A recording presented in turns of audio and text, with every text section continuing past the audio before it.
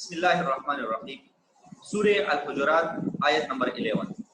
یا ایھا الذین آمنوا لا یسخر قوم من قوم عسى ان یکونوا خیرا منهم ولا نساء من نساء عسى ان یکن خیرا منهن ولا تلمزوا انفسکم ولا تنابزوا بالالقاب بئس الاسم الفسوق بعد الایمان ومن لم يتب فاولئک هم الظالمون۔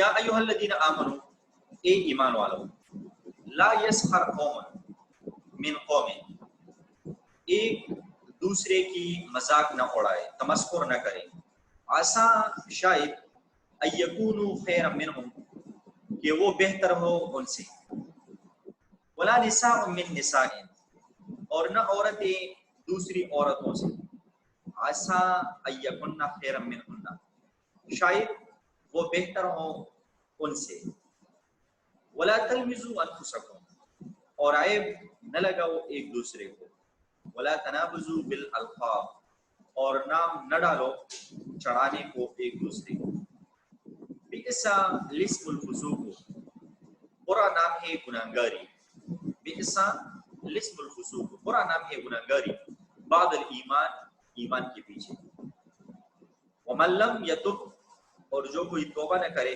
فاولئک هم الظالمون، تو وہی ہے بے انصاف، وہ ظالم لوگ ہیں، بے انصاف۔ اس آیت کریمہ میں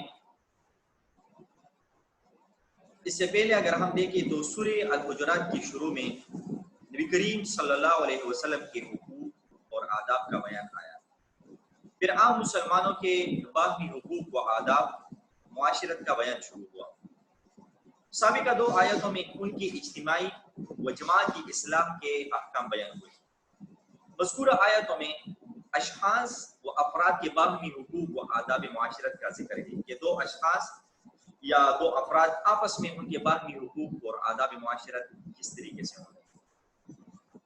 ان میں تین چیزوں کی ممانعت کی گئی ہے، تین چیزوں سے منع کیا گیا ہے۔ نمبر فرسٹ، اول کسی مسلمان کے ساتھ تمسخر و استہزاء کرنا، کسی کا مذاق اڑانا۔ دوسرے، کسی پر طعنہ زنی کرنا، کسی کو طعنہ دینا۔ اور تیسرے، کسی کو ایسے لقب سے ذکر کرنا جس سے اس کی توہین ہوتی ہو یا وہ اس سے برا مانتا ہو۔ پہلی چیز سخریہ یا تمسخر ہے۔ تفسیر قرطبی نے فرمایا کہ کسی شخص کی تحقیر و توہین کے لیے اس کے کسی عیب کو اس طرح ذکر کرنا جس سے لوگ ہنسنے لگیں۔ مثلا لوگوں میں کوئی عیب ہوتی ہے اور دوسرا شخص اس عیب کو ذکر کرے، لوگوں کے سامنے اس عیب کو بیان کرے اور لوگ اس کے پیچھے ہنستے ہیں، تو اس کو سخریہ یا تمسخر یا استہزاء کہا جاتا ہے، دوسرے کا مذاق اڑانا۔ اردو میں ہم اس کو بولتے ہیں کسی کا مذاق اڑانا۔ اور یہ جیسے زبان سے ہوتا ہے، ایسے ہی ہاتھ پاؤں وغیرہ سے اس کی نقل اتارنے یا اشارہ کرنے سے بھی ہوتا ہے۔ ایک تو لوگ زبان سے کسی کا مذاق اڑاتے ہیں، اسی طرح لوگ ہاتھوں کے اشاروں سے کسی کی نقل اتارتے ہیں، اس کو برا لگتا ہے، اور یا پاؤں وغیرہ سے اس کی نقل اتارنے یا اشارہ کرنے سے بھی اس کی نقل اتارتے ہیں۔ اور اس طرح بھی کہ اس کا کلام سن کر بطور تحقیر کی ہنسی اڑائی جائے، وہ اگر باتیں کریں تو لوگ اس کو سن کر، اس کی باتوں کو سن کر اس کا مذاق اڑائیں۔ اور بعض حضرات نے فرمایا کہ سخریہ و تمسخر، کسی کا مذاق اڑانا، کسی شخص کے سامنے اس کا اسی طرح ذکر کرنا کہ اس سے لوگ ہنس پڑیں، اس کا ذکر آپ کریں کہ لوگ اسے ہنس پڑیں۔ اور یہ سب چیزیں جو ہیں یہ بنص قرآن حرام ہے۔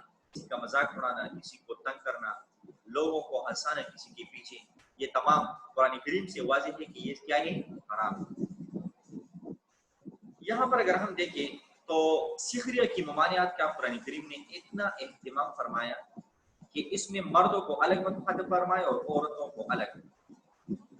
مردوں کو لفظ قوم سے تعبیر فرمایا کیونکہ اصل میں یہ لفظ مردوں ہی کے لیے وضع کیا گیا ہے، اگرچہ مجازن اور توسعاً عورتوں کو بھی اکثر شامل ہو جاتا ہے۔ اگر قوم کی بات آ جائے قرآن میں تو اس میں عورتیں بھی شامل ہوتی ہیں، اور قرآن کریم نے عموماً لفظ قوم مرد اور عورتوں دونوں ہی کے لیے استعمال کیا ہے، مگر یہاں پر لفظ قوم خاص مردوں کے لیے استعمال فرمایا۔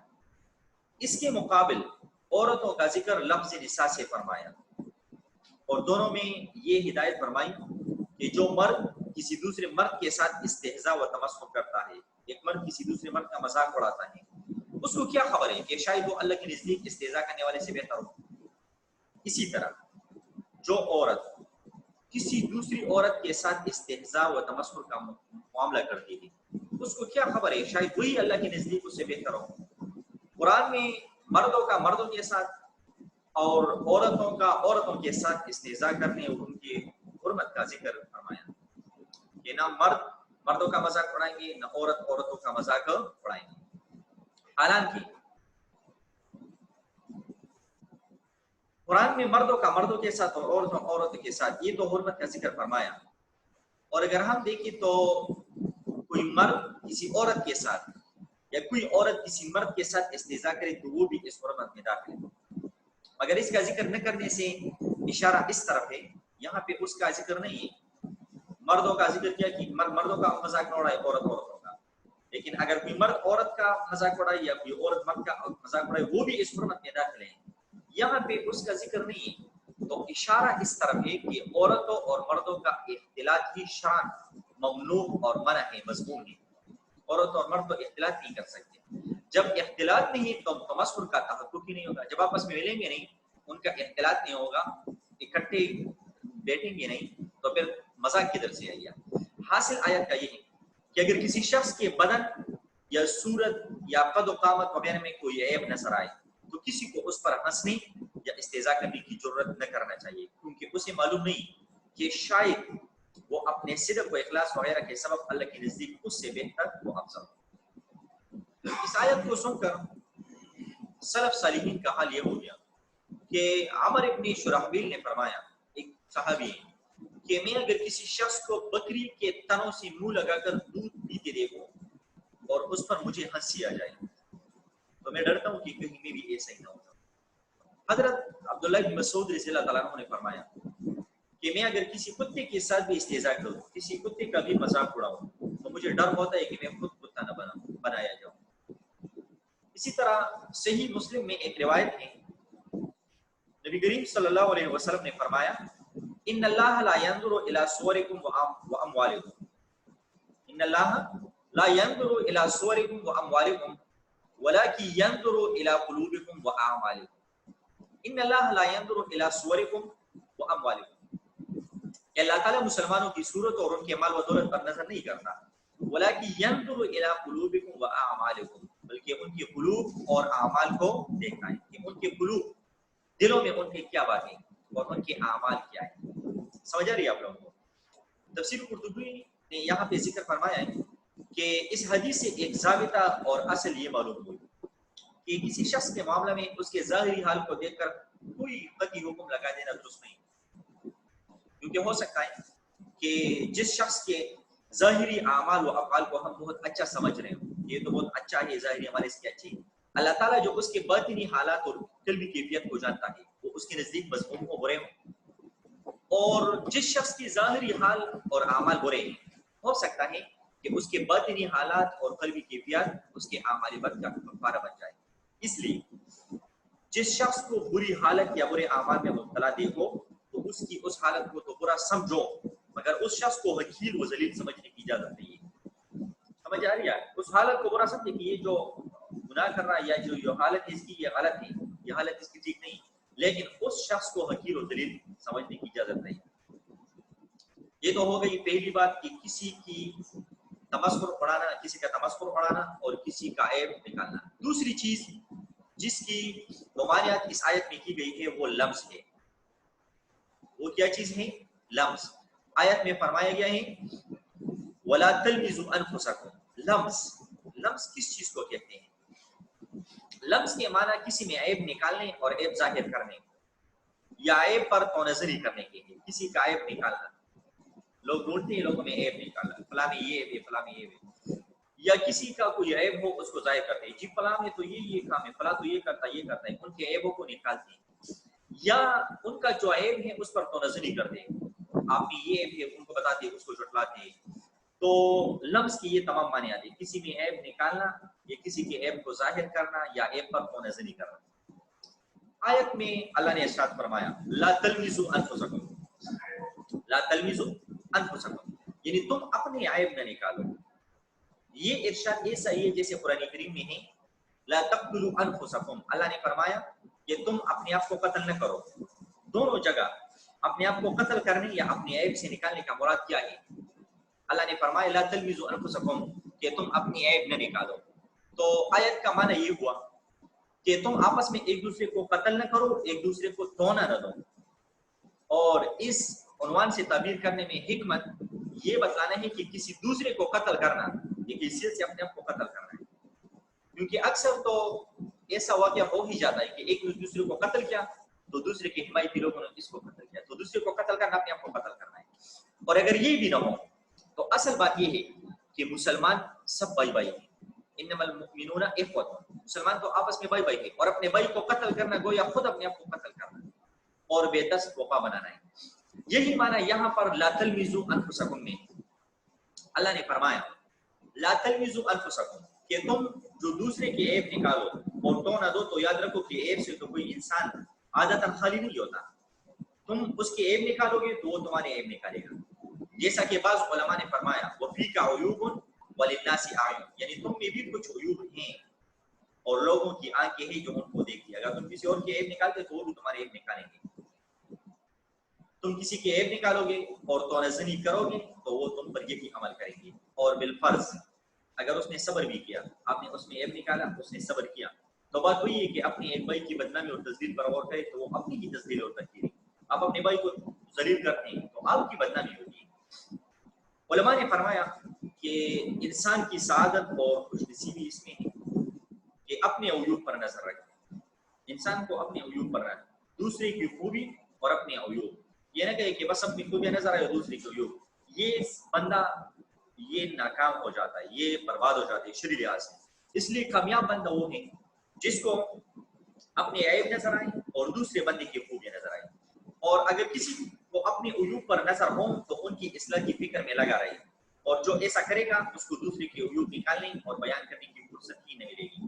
ہندوستان کا ایک بادشاہ تھا، آخری بادشاہ مسلمان، بادشاہ ظفر. اس نے ایک شعر فرمایا ہے، اس نے لکھا ہے نتی حال کی جب ہمیں اپنی خبر، نتی حال کی جب ہمیں اپنی خبر، رہے دیکھتے تو گونگے عیب و ہنر. بڑی اپنی برائیوں پہ جو نظر تو جہاں میں کوئی برا نہ رہا. کہتے کہ جب ہمیں اپنے حال پہ خبر نہیں تھی تو ہر کسی کو گونگا اور بہرا سمجھتے، لیکن جب اپنی برائیوں پہ نظر پڑی تو سارے جہاں میں ہم سے برا کوئی بھی نہیں تھا. تو یہ دوسری چیز تھی کسی کا عیب نکالنا یا کسی کا عیب ظاہر کرنا، جس کی اس آیت میں ممانعت کی گئی ہے اور حرام ٹھہرائی گئی. تیسری چیز جس سے اس آیت میں ممانعت کی گئی ہے وہ کسی دوسرے کو برے لقب سے پکارنا ہے. اور یہ آج کل ہمارے معاشرے میں بلکہ ساری دنیا میں بہت عام ہے، دوسرے انسان کو، دوسرے مسلمان بھائی کو برے لقب سے پکارنا جسے وہ ناراض ہوتا ہے. جیسے کسی کو لنگڑا لولا یا اندھا کانا کہہ کر پکارنا، کہتے اے کانے، اے اندھے، اے بہرے، ادھر آ جا، یا اس لفظ سے اس کا ذکر کرنا. اسی طرح جو نام کسی شخص کی تفخیر کے لیے استعمال کیا جاتا ہو اس کو اس نام سے پکارنا. ایک بندہ لوگ اس کا نام رکھ لیتے ہیں، کسی کا کوئی نام، کسی کا کوئی نام، اور وہ اس نام سے برا مانتا ہے اور لوگ پھر اسی نام سے اس کو پکارتے ہیں، تو یہ بھی اس میں داخل ہے. حضرت ابو جبیرہ انصاری رضی اللہ عنہ نے فرمایا کہ یہ آیت ہمارے بارے میں نازل ہوئی کیونکہ جب رسول اللہ صلی اللہ علیہ وسلم مدینہ میں تشریف لائے تو ہم میں اکثر آدمی ایسے تھے جن کے 2 یا 3 نام مشہور تھے، اور ان میں سے بعض نام ایسے تھے جو لوگوں نے اس کو عار دلانے اور تحقیر و توہین کے لیے مشہور کر دیے تھے. صحابہ کے 2 3 نام تھے، تو 2 3 نام انہوں نے کس لیے رکھے تھے؟ ان کو تحقیر اور ان کو توہین دلانے کے لیے. آپ صلی اللہ علیہ وسلم کو یہ معلوم نہ تھا، نبی کریم صلی اللہ علیہ وسلم کو یہ بات معلوم نہ تھی. بعض اوقات آپ صلی اللہ علیہ وسلم وہی برا نام لے کر آپ ان کو خطاب کرتے تو صحابہ عرض کرتے کہ یا رسول اللہ وہ اس نام سے ناراض ہوتا ہے. تو اس پر یہ آیت مبارک نازل ہوئی. یہ حضرت ابو جبیرہ انصاری رضی اللہ عنہ کی روایت ہے. اور حضرت ابن عباس رضی اللہ عنہ نے فرمایا کہ آیت میں تنابز بالالقاب سے مراد یہ ہے، ولا تنابزوا بالالقاب، کہ کسی شخص نے کوئی گناہ یا برا عمل کیا ہو اور پھر اس سے تائب ہو گیا ہو، توبہ نکالا ہو، اس کے بعد اس کو اس برے عمل کے نام سے پکارنا. ایک شخص مثلا ایک چور تھا، اس نے چوری کی تھی لیکن توبہ نکالا پھر، اور آپ اس کو چور کہہ کر بلاتے ہیں. یا زانی بلانا کسی کو، یا شرابی وغیرہ جس نے چوری کی تھی لیکن چوری سے توبہ کیا، زنا کیا تھا لیکن زنا سے توبہ کی اور آپ اس کو زانی کہہ کر پکارتے ہیں. اس نے شراب پی لی تھی اور شراب سے توبہ نکالی, لیکن آپ اس کو شرابی کہہ کر کیا کہتے ہیں, بلاتے ہیں, تو اس کو اس پیچھے اس کا جو پچھلا عمل تھا اس سے آر دلانا اور تحقیر کرنا یہ حرام ہے. اور بعض علماء نے کہا ہے کہ جو بندہ کسی گناہ سے توبہ نکالے اور جو بندہ اس کو وہی گناہ بار بار یاد دلاتا ہے کہ تم نے یہ گناہ کیا ہے, تم نے یہ گناہ کیا ہے, تو علماء فرماتے ہیں کہ اللہ اس بندے کو اسی گناہ میں مبتلا کر دیتا ہے. حدیث میں ہے کہ رسول اللہ صلی اللہ علیہ وسلم نے فرمایا کہ جو شخص کسی مسلمان کو ایسی گناہ پر آر دلائے, شرم دلائے جس سے اس نے توبہ کر لی, تو اللہ تعالیٰ نے اپنے ذمہ لے لیا ہے کہ اس کو اسی گناہ میں مبتلا کر کے دنیا و آخرت میں رسوا کرے. کتنی خطرناک بات ہے. اچھا, بعض القاب ایسے ہوتے ہیں کہ وہ فی نفسی ہی برے القاب تو ہوتے ہیں لیکن لوگ اس سے مشہور ہو جاتے ہیں. لقب تو برا ہوتا ہے لیکن لوگ اس سے مشہور ہو جاتے ہیں اور وہ بغیر اس لفظ کے پہچانا ہی نہیں جاتا. اگر وہ برا لفظ, برا القاب آپ استعمال نہ کریں تو وہ اس سے پہچانا ہی نہیں جاتا. تو اس کو اس برے نام سے یا لقب سے ذکر کرنے کی اجازت پر علماء کا اتفاق ہے, علماء کا اس پر اختلاف ہے. تو علماء کا اتفاق ہے کہ ہاں آپ اس کو اس برے نام سے, برے لقب سے پکار سکتے ہیں, بشرطیہ کہ ذکر کرنے والے کا قصد اس سے تحقیر و تذلیل کا نہ ہو. آپ کا مراد صرف اس کو بلانا ہو, مطلب وہ مشہور ہو. آپ کا مراد یہ نہ ہو کہ آپ اس کی تحقیر اور تذلیل کریں. اگر آپ تحقیر اور اس کی تذلیل اور رسوائی کے لیے وہ لقب استعمال کر دیں تو پھر حرام ہے. جیسے بعض محدثین کے نام کے ساتھ اعرج یا احدب مشہور ہیں, اور خود رسول اللہ صلی اللہ علیہ وسلم نے ایک صحابی کو جس کے ہاتھ نسبتاً زیادہ طویل تھے, ایک صحابی تھے جس کے ہاتھ تھوڑے سے لمبے تھے, تو آپ صلی اللہ علیہ وسلم نے اس کو ذوالیدین کے نام سے تعبیر فرمایا. ذوالیدین, دو ہاتھوں والا. تو دو ہاتھ والے تو سب ہوتے لیکن اس کے ہاتھ تھوڑے سے لمبے تھے تو آپ صلی اللہ علیہ وسلم نے اس کو ذوالیدین سے پکارا. تو اب اس کی تحقیر اور تذلیل مراد نہیں تھی بلکہ وہ اس نام سے مشہور ہو گئے. حضرت عبداللہ ابن مبارک رحمۃ اللہ علیہ سے دریافت کیا کہ اسانید حدیث میں بعض ناموں کے ساتھ جو ہم حدیث مبارکہ کے جو محدثین ہیں ان کو پڑھتے ہیں تو بعض نام ایسے آتے ہیں کہ جن میں بعض ناموں کے ساتھ ایسے القاب آئے ہیں, مثلا حمید الطویل, حمید الطویل بہت لمبا حمید, سلیمان الاعمش یا مروان الاسفر, مروان پیلا مروان, اسی طریقے سے نام آئے ہیں. تو ان سے جب پوچھا گیا تو کیا ان القاب کے ساتھ ان کا ذکر کرنا جائز نہیں, تو عبداللہ ابن مبارک رحمۃ اللہ نے فرمایا کہ جب تمہارا قصد اس کا عیب بیان کرنے کا نہ ہو بلکہ اس کو پہچان کرنے کا ہو, کہ صرف اس کی پہچان ہو تو جائز ہے. اس طرح بعض علاقوں میں لوگ کسی ایسے لقب سے مشہور ہو جاتے ہیں جو لقب برا ہو لیکن لوگ اس کو جان کے اسی نام سے, پھر کسی دوسرے نام سے وہ پہچانے نہیں جاتے. جی, جس طرح یہ اس نے بتا دیا. تو اسی طریقے سے تو وہ اگر مشہور ہو جائے اور آپ کا ارادہ اور قصد اس کو تفخیم کرنا, اس کی تذلیل نہ ہو تو پھر یہ جائز ہے.